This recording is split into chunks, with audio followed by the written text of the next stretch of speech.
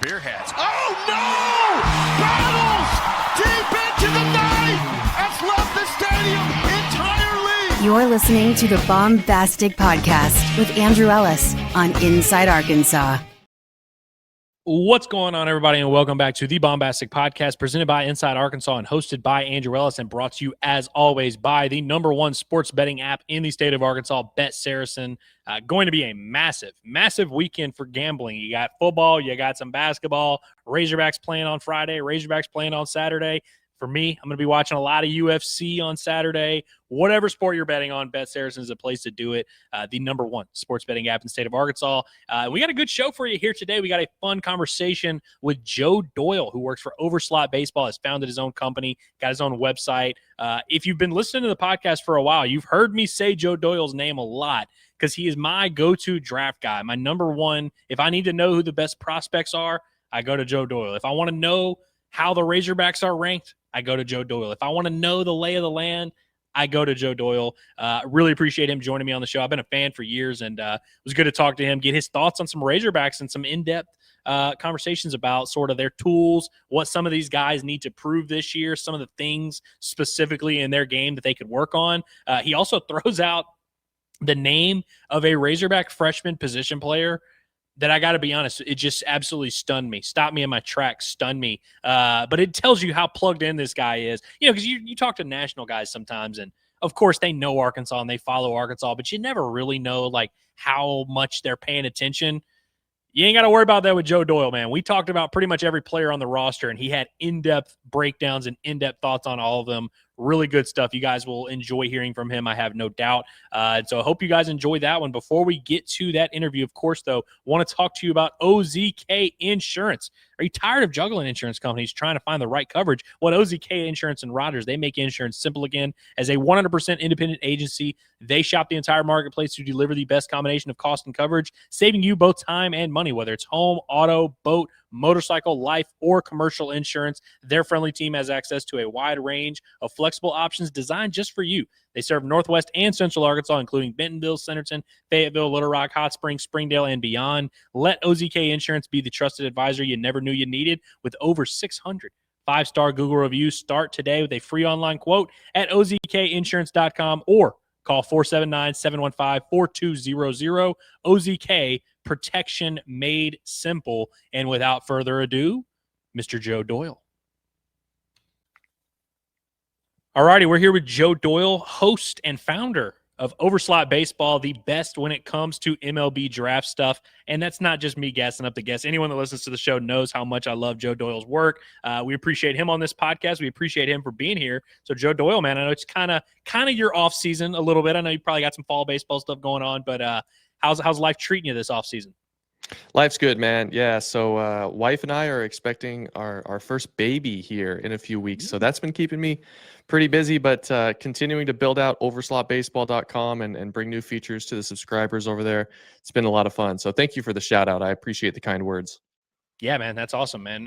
Looking forward to seeing all the cool things y'all are going to do as we kind of ramp up towards baseball season, get ready for next year's draft. And I got a lot to talk to you about with this Arkansas Razorback baseball team. As we know, there's a lot of good players on a roster like Arkansas, so there's plenty of guys we can talk about. It's always nice whenever I'm sitting here in this microphone telling all these Razorback fans, hey, you're going to love Mike Anu, you're going to love TJ Pompey, you're going to love all these guys. Sometimes they listen to me, sometimes they don't, but it helps when it's someone like you that's like, hey, no, these guys are actually good. And so there's a lot of guys I want to talk to you about, but I want to start with Mike Anu, the Marshall transfer, who this time last year, if we had a conversation about Mike Anu, I don't know if it would have been that intriguing of a conversation. You'd have been like, that guy that was okay at New Orleans or whatever, is he really that much of a prospect?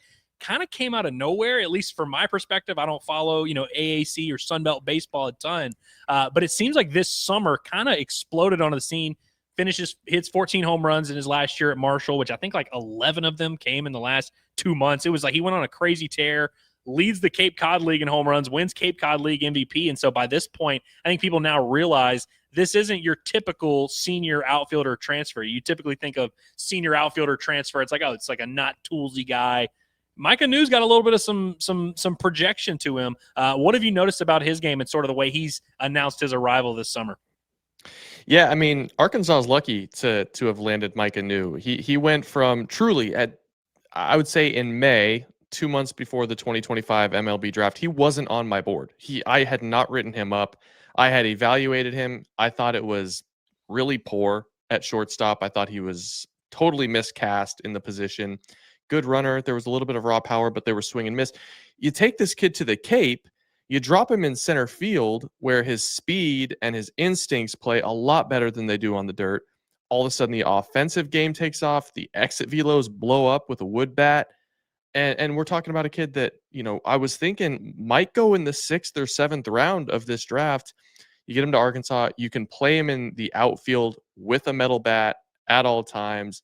I think he's going to be a very, very good fit. And I would go as far as to say if there was a short list of seniors to target under slot in the 5th, 6th, 7th, 8th round of this draft, those seniors that come off the board a little bit earlier than most, I think Mike Anu is going to be on that short list because he can do a lot of things very, very well. It's just the runway that he had to show off what he's capable of was so short on the Cape. Yeah, that's interesting. Development's weird. Not everybody's the same. You never know when that light bulb is going to go off for some of these guys. And it seems like with Micah, I don't know if it was just maturity, like you mentioned, finding a home in center field. Something happened. Like, I don't know if he just found a stash of some substance that worked out for him. I don't know. But it seems like Arkansas is getting him at a good time where he's kind of ready to play the best baseball of his career. Another guy that I think Arkansas is getting at a decent time is TJ Pompey, who we don't have a ton to evaluate. He plays his freshman year, really solid start to his career. Seemed like he was on track to maybe take that next step as a sophomore, gets banged up. We don't really get to see what that looks like. I thought he was really impressive this fall initially, and it's, not a huge sample size, but seeing him against Arkansas's pitching, seeing a little bit, he showed off some power at the end, but was getting on base, working some walks, which I really love. Kind of fits the mold of the guys that Arkansas's had in the infield. Caden Wallace, big, strong kid. Brent Iredale, big, strong kid. Vahiva Aloy, of course, huge, big body type of shortstop. I don't know if TJ Pompey is necessarily going to be Vahiva Aloy, but there are some traits that Arkansas seems to have fallen in love with. When you think of TJ Pompey, how high could his ceiling potentially be for this draft? Yeah, I've planted my flag there very, very early. I planted my flag in TJ Pompey when he was a freshman. Just look at him. Like the way that he fills out a uniform, he's 6'4", he's 200 pounds. He's got electric bat speed. He uses his frame really well. They've actually tinkered with his swing quite a bit. They lowered his hands, got him on plane quicker. He's getting to velocity faster. He's able to identify spin and react a little bit later. I think TJ Pompey could be the type of guy that goes from, not a big draft, prospect coming into the 2025 season because of the injuries and because of the swing and miss, to a guy that I've got him in the 2nd round right now. Like, I think he's that good. I think he's that naturally, physically, athletically gifted. He's bigger than every player that you just mentioned. He's as athletic as Vahiva Aloy, maybe not as natural a defender as Aloy, but this kid's going to get shots in left field. He's going to get shots at third base. He might be able to spell a little bit at the shortstop position. If the swing and miss dissolves a little bit and he starts making more contact, being more selective, you're really hard pressed to find many more players in college baseball that look like TJ Pompey. He looks like a pro baseball player. He looks pro ready. Now it's just putting all the pieces together. Yeah, the defense is also interesting to me, and Arkansas has kind of developed this thing. Dave Van Horn was a great second baseman himself.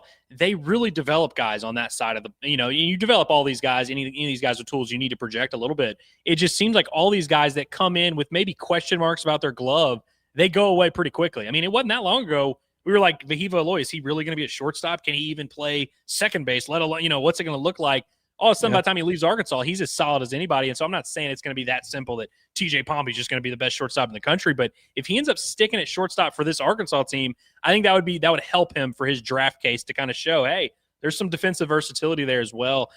Real quick for the pitching side, Gabe Gackle, of course, Hog fans are very familiar. They know what he brings to the table. Where does he rank in your college pitcher hierarchy? It's always kind of tough because a lot of these guys are projectable. You kind of need to see them in new roles.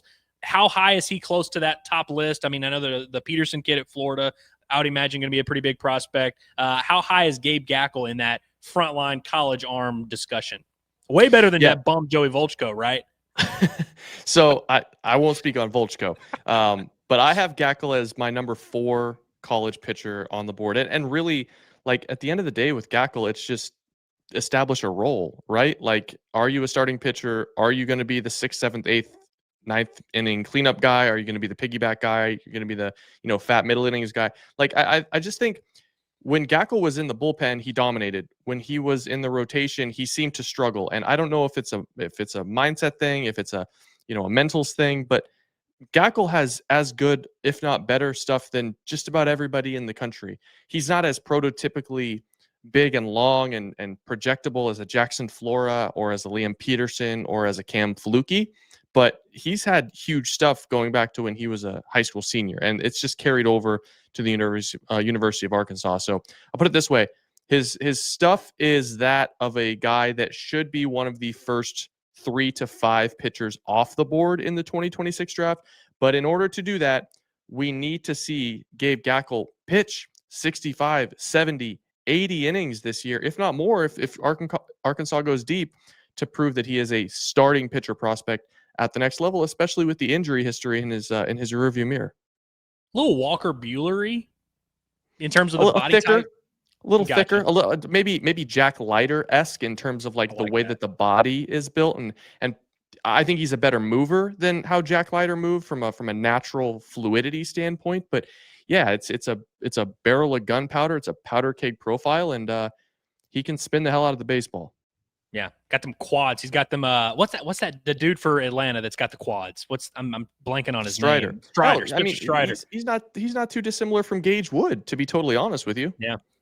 And that's one thing I do appreciate about what Matt Hobbs does at Arkansas is it's not like they get all these guys that all fit the same mold necessarily, although there are some similarities with Gackle, but it's like Hagen Smith. That's a completely different archetype, completely different stuff arsenal. I mean, I know he's not a huge prospect, but like Kevin Kopps, that was a completely separate ordeal as well. It's like, it's not like one of these things where Arkansas is looking at these guys trying to fit them in. It's like, hey, whatever your skill set is, we're going to work with it. And so I think they do a good job of that there. Real quick, one guy that Gabe Gackle has been throwing to for almost his entire adult life is Ryder Helfrich, going back to their days playing high school ball in California. Helfrich is a guy that we don't talk about much on this show because everyone just assumes he's going to be very good. Does he have a case to be made that he might be the best catcher in the draft? Yes. Or college catcher, I guess I should say. Yeah, definitely, without question. And listen, Helfrich is another one of those guys where it's like big, strong arm, good receiver of the baseball, raw power in spades. Like he can hit the hell out of it.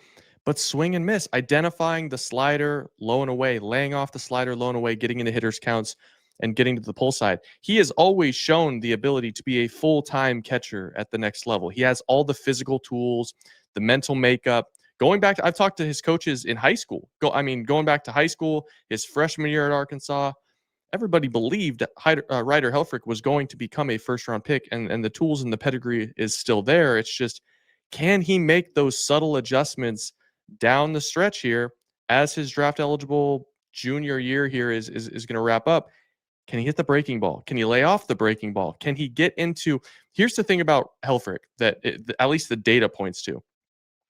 His peaks are so high and so flashy, but his entire exit velocity and barrel and hard hit rate profile is dragged way down because not only is he swinging at those breaking balls that are off the plate, he's actually hitting them a lot of the time, and he's mishitting them. Weak ground balls, pop flies.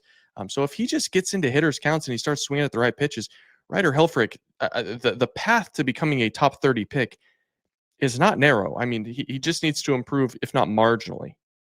Yeah, he's an interesting one. I feel like his freshman year at Arkansas, which didn't go super well, it was the first time he had ever had any type of adversity in his life, which, baseball's a game of adversity. You kind of have to learn how to work through that. I think it was good for him to kind of realize, oh, wait a minute, there are adjustments I need to make. I remember talking to him going into his freshman year about, you're a freshman catcher in the SEC. What's that like? And he's like, it's really just the defense. He's like, hitting, I'll be fine. I got that. I was like, okay. I mean, like, I'm sure you will. And of course he figures it out, but it's like, I do think he maybe went into college thinking like, oh yeah, I'm a finished product offensively. I just need to work on the defense. And so you learn about yourself as a hitter pretty quickly and learn some of those tendencies and things you got to work on a little bit. I'll say this really quick. So he came right on the heels of Kevin Parada leaving California, going to Georgia Tech, becoming a top 12 pick, just mashing his way through Athens and not Athens, but the state of Georgia and the ACC for years, right? I mean, he made it look easy. So Helfrich does the same thing, leaves California, comes over, plays in the SEC, kind of same area of the country. It's just not black and white. It's not linear. It's not, so binary. So he has struggled. Parada didn't struggle, but I would bet on Ryder Helfrich taking that next step in 2026 and kind of elevating his profile into where most people think he should go, and that's in the top 50 or 60 picks at a minimum. Love to hear that. I want to talk about a couple more guys that I feel like are just, whether you think they're a first rounder or a fifth rounder, they're prospects. Kahio Aloy and Cam Kojo. I'm going to put you on the spot here. Who do you like better as a prospect, big picture? Like if you were drafting and you're, I don't know what round we're in, but it's you just had to pick one of those guys to buy stock in long term. Very different players. We kind of know the strengths and weaknesses, but generally, do you think Cam Kojo's kind of consistency and reliability as a hitter, the hit tool, is going to kind of carry out? Or do you feel like there's really something special with Kahio Aloy in that power, that raw power that he's going to have? Of course, he's going to have to learn how to play a position, but if you had to bet on one of those two guys long term, would you take the safe bet with Cam Kojo, or would you maybe swing the roulette table a little bit and take a big swing with Kahio?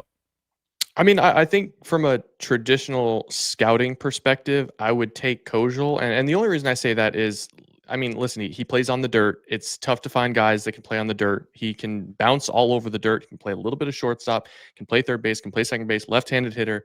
Actually has a decent amount of pop. There's a little bit of raw power there. It wouldn't surprise me if Kojo makes a jump like we talked about Helfrich, jumping into that, third or fourth round range this year. The issue with Aloy is kind of a little bit undersized, kind of a thicker bodied guy, hasn't proven yet that he can play the field, hasn't proven that he can play the outfield. He has to show that this year. If Kahio Aloy is to be a DH most of the season this year, he's going to have a very, very difficult time establishing himself as a top 3 round selection. Now, that all being said, if it all comes together for Aloy, this is a guy that can hit 30 home runs at the next level. It's mammoth bat speed. It's huge, unteachable bat speed for a guy that size. But for me, the scout, if I'm looking for value, if I'm looking for, different ways to provide for your team, I got to go with Camden Kojo. Yeah, with Aloy, it's very interesting. I agree wholeheartedly. Like, you got to play. I mean, right field, it seems like is going to be the spot for him. And it seems he has an above-average throwing arm, which I think is something to take into account. If you can just be playable in right field and you've got a big arm, okay, there's something we can work with. With the power is very interesting.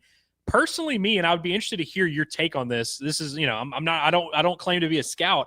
I feel like from just a raw power, just how far you can hit a ball, how hard you can hit one, I feel like there's more raw power with Kahio than even his brother, Vahiva. The thing with Vahiva is he brought all of his tools to the park every single day. That power showed up in games. And you see him, I mean, he would even, last year there would be balls that Vahiva would miss hit and hit an opposite field home run just because he's so big and strong. I feel like Kahio, there's actually a different level. And we haven't seen it super consistently. I think he hit 13 home runs last year, which is a solid number. But for a guy that's producing damn near 120 mile an hour exit velos, it's like you would think that might be a 25 to 30 home run type of guy in college. I'm interested to see what type of evolution we see. I mean, this is a guy that was a pitcher coming to college. Like, 2 years ago, wasn't even sure he was going to hit. And so to see the jumps he's taken, I wonder if there's maybe another little extra echelon for him to reach as a hitter, but of course, got to learn how to play some right field. I want to ask you real quick about another position player at Arkansas that is honestly a polarizing one, even in our own fan base. I'm a huge fan of this young man, and I've been kind of ridiculed for being a big fan of him. Nolan Souza is a guy that I've just always liked, going back to his high school days, because I love the story of Rick Nomura was a guy, played at Arkansas and now is coaching AAU, or not AAU, travel ball. I got basketball in my brain. Is coaching travel ball in Hawaii and was like, called up Dave and is like, hey, I think I found a kid. He's like, call me crazy. I don't coach many kids and I think could play for you. This one can. I mean, he's got to be the largest human being to ever come out of Hawaii. I mean, you just don't see many Hawaiian kids. Usually think like 5'9", short guys. He's just big, strong. He looks like a linebacker. And he might be the fastest player on the roster at Arkansas in terms of just straight up physical attributes. We haven't seen that translate into consistent success as a baseball player. What do you make of Nolan Souza as a prospect? And do you feel like maybe this is the year? We'll see if he gets healthy. That's going to be the first thing. Yeah. Could it come together for him?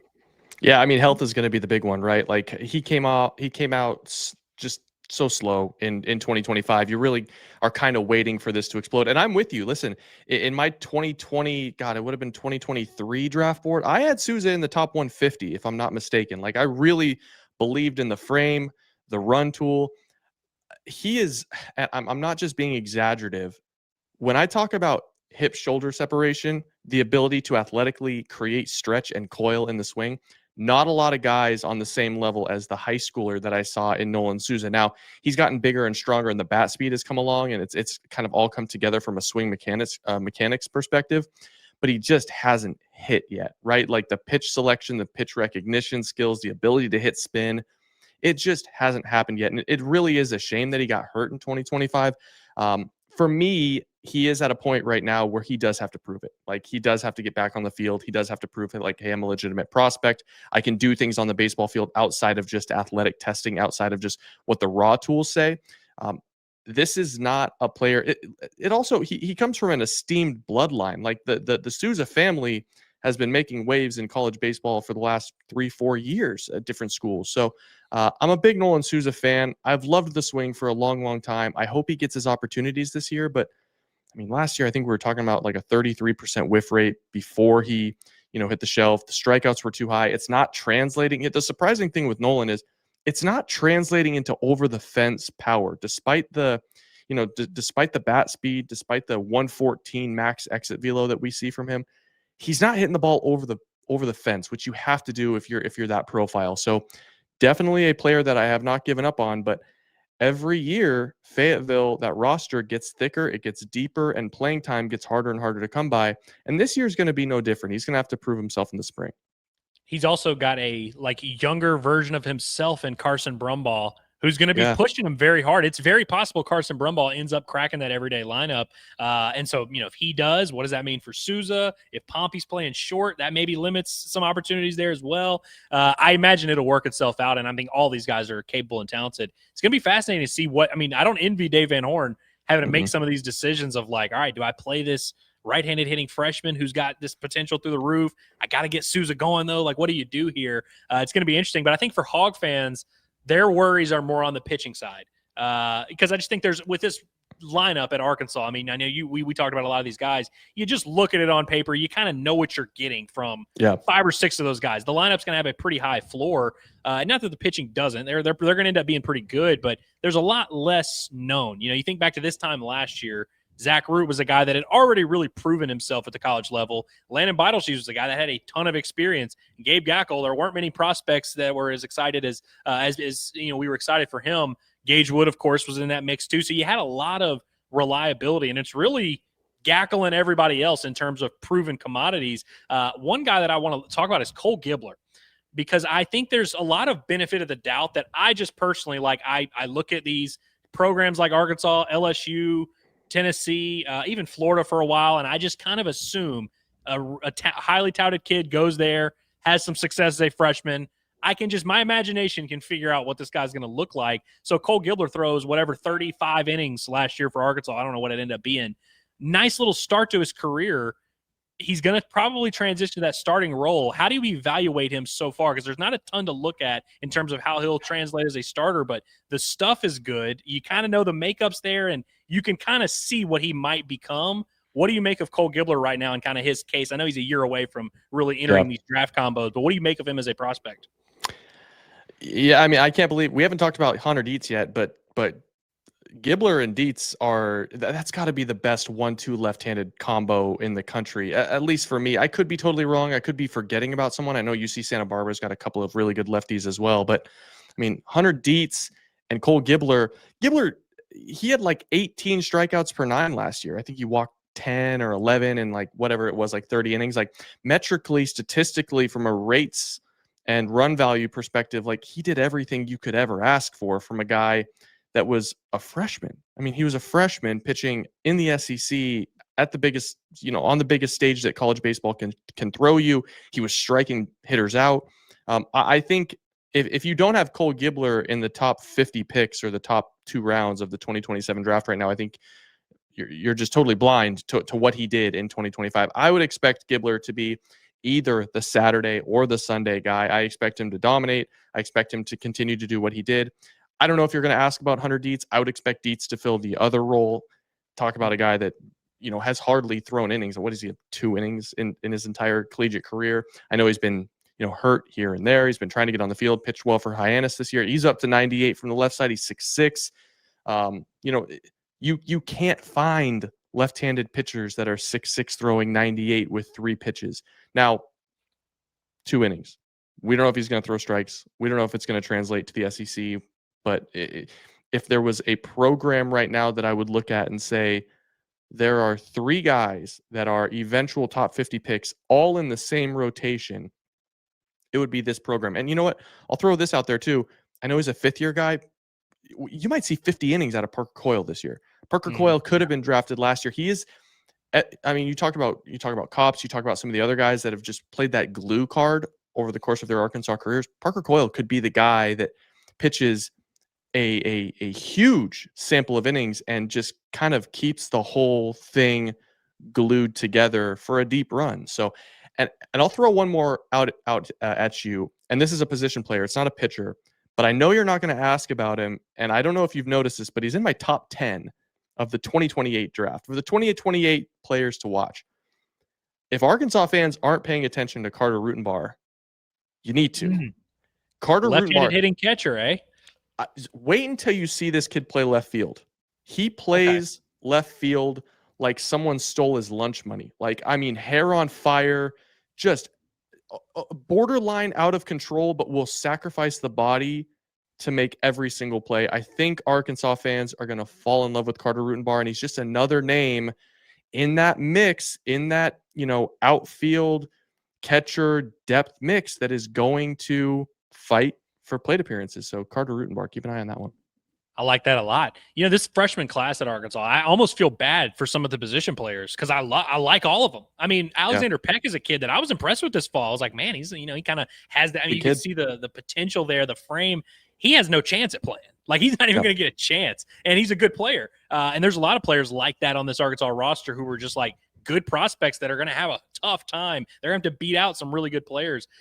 Sticking with the pitching for just a second, but I love the Rutenbar thing. I was not going to ask you about him. I was not prepared for that, but I love that. But no, I love that you mentioned Coyle because you're right. Like, you look at these big monsters like Dietz and McIlvain, just these big, strong lefties that can throw 98. It is kind of going to be funny that Arkansas is going to be like, let's get the lefty that throws 88. Let's go get him for a few outs. But you do need that like mix of skill sets. All right, real quick before we let you get out of here, Joe, I just got to ask you, SEC teams not named Arkansas. I'm like you, honestly. I'm looking for prospects. I don't care about which team has the 5th-year seniors that are scrappy. I want to see the dudes. I want to see who has the guys that I need to schedule my viewing around on the weekend. Of course, we kind of know it's going to be a lot of the usual suspects.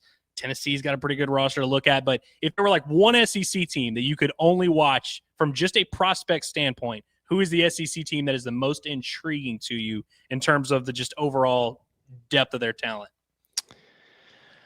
Boy, the one like the SEC, they've hoarded every single prospect, it seems. But I think if you're turning on anybody, it's got to be Texas A&M for me. I mean, they come back with so much talent, both on the infield and on the outfield. I mean, Chris Hakopian is my number 7 college prospect in the class. He's going to play shortstop or third base for the Aggies. Caden Sorrell is going to be potentially the first outfielder off the board. And I say that knowing full well that the SEC has guys like Derek Curiel and many, many others. So he's as exciting as anybody in the country. Gavin Grahovic is at third base. He's perhaps the most powerful player in the country, coming off what I believe was either a shoulder injury or a back injury that cost him pretty much the entire year last year.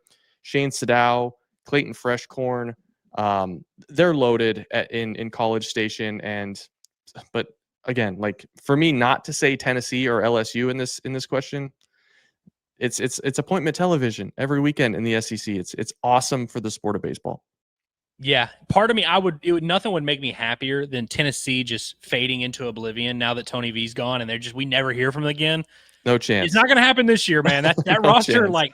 I think I could coach that roster at about 45, 50 wins probably. It is going to be exciting, man. Well, Joe, man, I really appreciate you for doing this, man. Can't wait. I'm sure we're going to have you on at some point before the draft once we get a little bit of a sample size of how to evaluate some of these guys, man. But always appreciate your perspective, hearing what you have to say, man. And we look forward to watching your work, man, with Overslot Baseball. If you're not following Joe Doyle on Twitter, you see his @ name right there in the bio. Easiest way to kind of keep your hand on who the cool prospects are that you need to know.